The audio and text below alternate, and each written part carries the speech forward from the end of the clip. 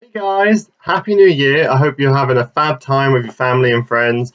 So, what I'm going to do today is, as it is New Year, I wanted to have a little bit more time with my wife and obviously with family and friends and stuff. I've done two small videos which I uploaded separately yesterday in preparation for today. I'm going to combine them at the end of this video, but these videos will help you if you are teaching the computer science GCSE. Two videos that I've made are going to show you how you can update string manipulation, and there's also a video that shows you how to do loops and how you can apply them to different situations. These videos will be really useful for your students, which is why I've also uploaded them separately and created a playlist on my channel. If you are liking these videos, please subscribe below. But the videos are short and sweet, and you can actually separate them and give them to your students. I'm happy for you to download them. But the videos should help you teach it, but also the students can then see how they work. So the two videos at the end of this show you how to do string manipulation and also how to do loops with conditions and without. And I've also separated them in the channel and uploaded them yesterday, so you can have a look at those. I hope you're having a fantastic new year. Some of the things that I'm going to show you, hopefully, over the next couple of videos is how you can simply get one of these and install the Linux operating system on, which will be really handy if you are doing the research task of the old computing syllabus. Yeah, I hope you've had a fab year. I hope you're going to have an even better new year. And I look forward to catching up with you in the new year. See ya. Bye. Hi guys, so this is next video for the OCR GCSE syllabus to kind of help you do some basic string manipulation and how to understand it. Now, if I need to say my name, I might get an input through the computer by saying name equals input, what is your name? And that's currently coming in as a string. So I could then say print hello and say name. And what that will do is whatever I type in, it will say hello back. So let's run that. What's your name? Raimondo. And it says hello back to me. Okay, so that's basic stuff. And that's my variable. If I had a variable there called cat name, that would also need to be cat name. And so on. So just so you understand, again, a little bit of a recap of how a variable works. Now, I want to also find the name of the person. So what I can do is the surname. So I can say surname equals input. What is your surname? Print. This time, I'm going to show you how I can actually say hello, and I can join two of them together using an operator. So I can say plus first name, first plus name, plus I can join in a string of blank text here, plus surname. So what that's going to say is hello, name, and surname. So let's run that again.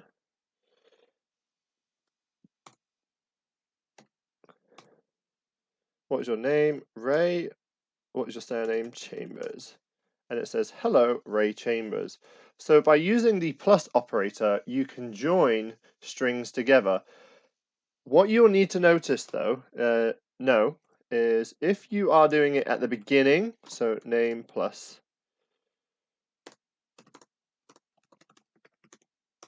it needs to be at the beginning, or if you do it at the end,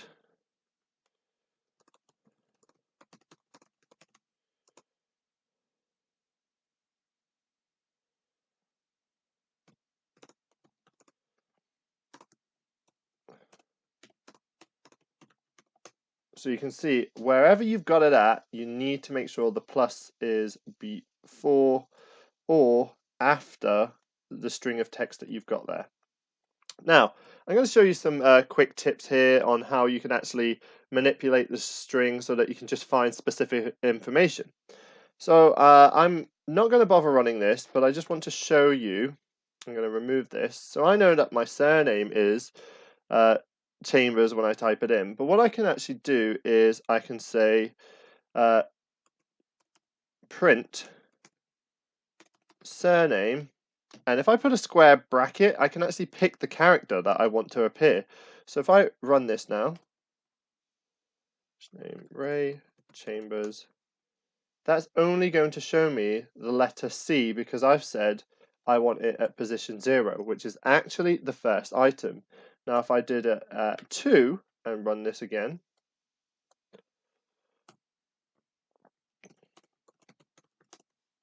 you can see it's picked the third because we go 0, 1, 2. So that's why it's picked that letter. Now, another thing I'm going to show you is how you can actually change everything to go uppercase. So if I said surname equals surname dot upper and I print back surname, notice what happens.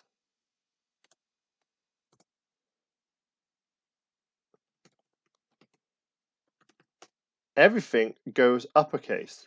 And that would work exactly the same if you did surname equals surname dot lower. And I'm going to print out surname again just to show you the difference.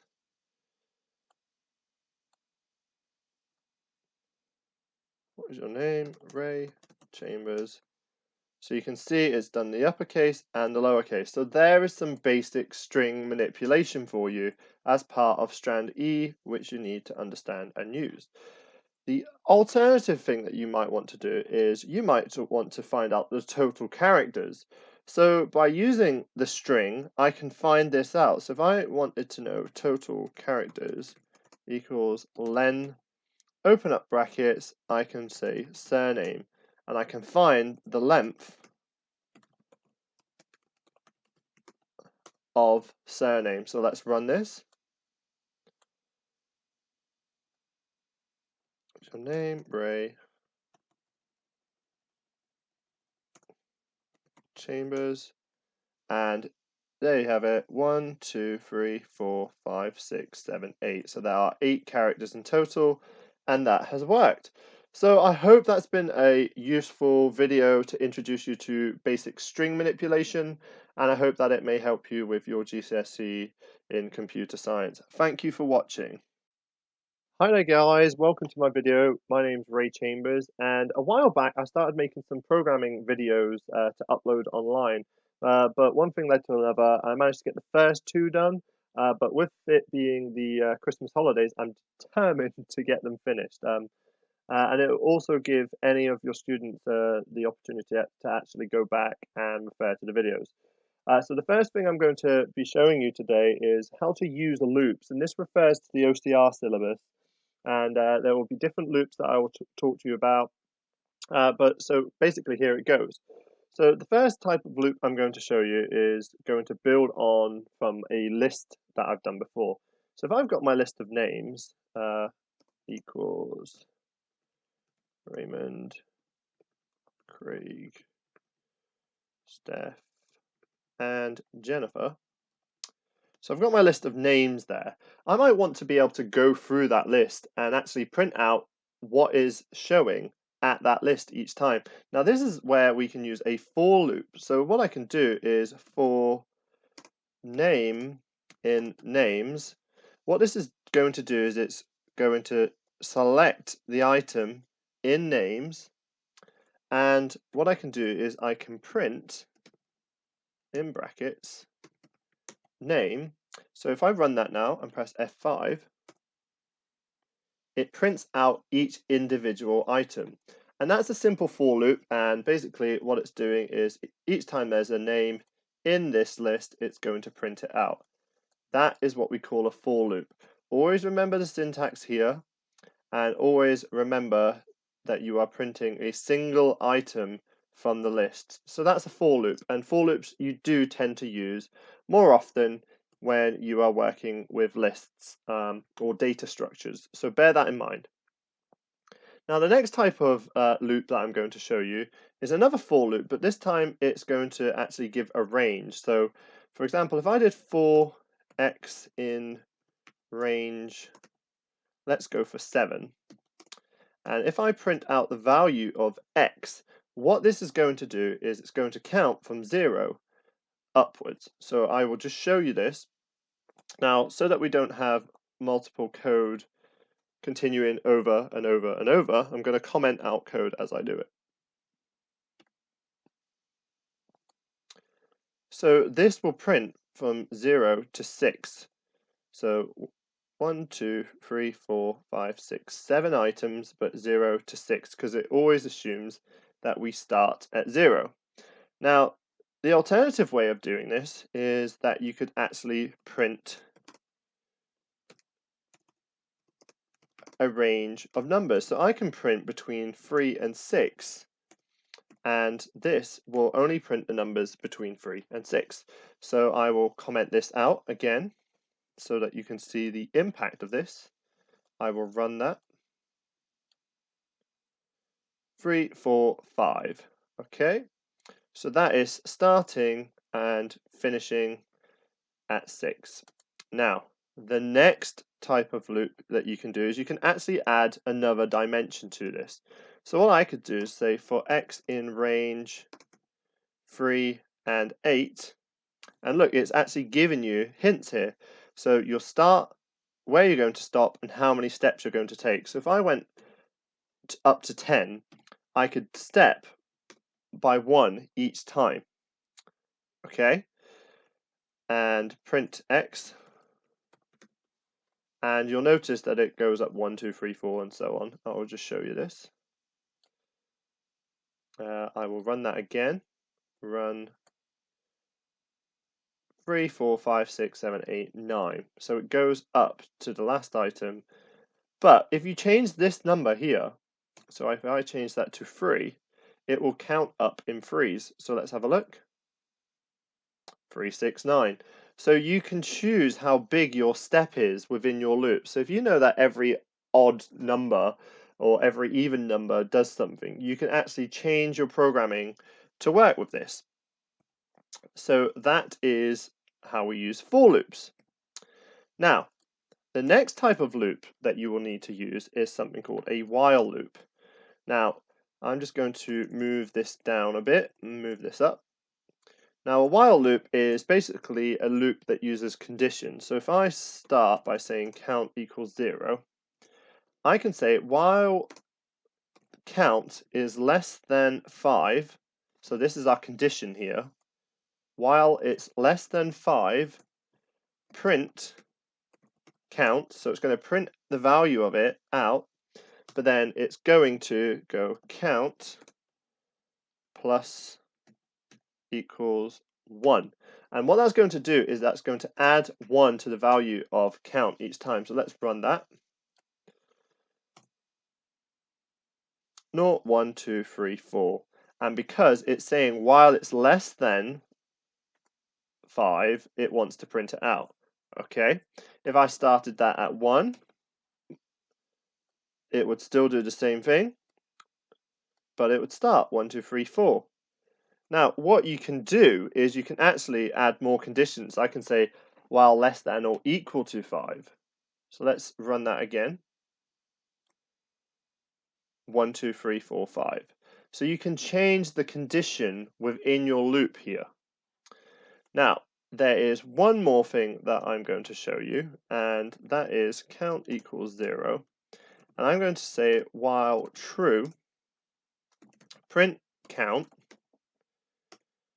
add 1 to the value, okay? But I'm going to put a condition within my loop this time.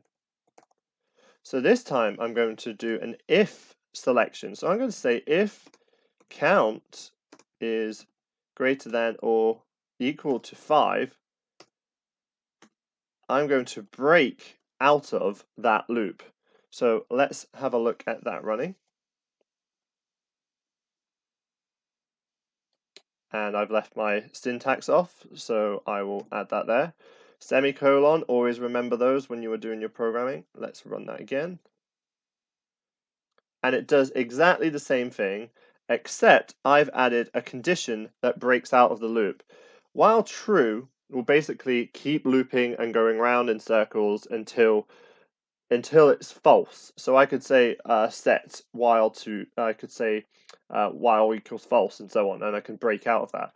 But by having this condition here, I can break out of my while loop. So basically, there you have it, a number of ways of doing loops within Python version 3. I hope that that has been useful to you in answering section C of the OCR GCSE syllabus, and enjoy coding. Thank you for watching.